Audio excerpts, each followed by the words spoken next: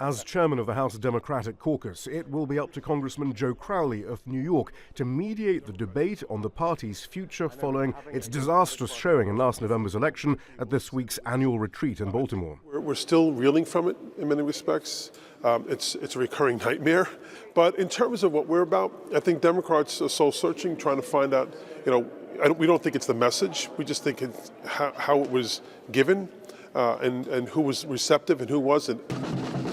But those taking to the streets now aren't just opposing Donald Trump. Several of the groups mobilizing thousands of protesters across the country have been formed to pressure the Democratic Party. They argue voters weren't receptive to the message because they didn't believe the party had their best interests at heart. Last week, these were the scenes not outside the house of a Republican, but Democratic Senate leader Chuck Schumer.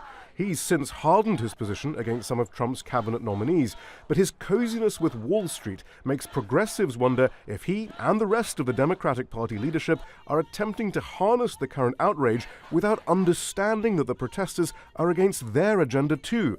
It certainly seemed that way when the House Minority Leader was asked if it was time for change. Whether it's Hillary Clinton, yourself, Chuck Schumer, you've all been in power a long time, and there was a rejection of that in the 2016 election. Do you accept that? Well, we had plenty of room for all kinds of leadership at every level. Right now, we need experience as well as new leadership. Progressives feel the success of socialist Bernie Sanders among voters under 40 across all racial and socioeconomic groups last year shows the possibility of an energized and broad coalition both within and outside the Democratic Party against President Trump and his cabinet of billionaires and bankers. The current Democratic leadership, however, isn't convinced.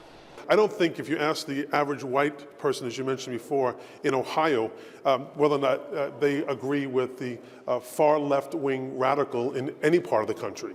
They probably don't. So you think that there aren't, what you call the far left-wing radical, though, is simply saying it's time for the 99% to get a fair share. You don't think that's a message that can be translated to the white Ohioan? Oh, I think it's the message, but not necessarily the messenger. And this will be a major question in Baltimore this week. Does the loss of white voters in key states mean the Democratic Party should simply pivot towards them and away from other segments of its base?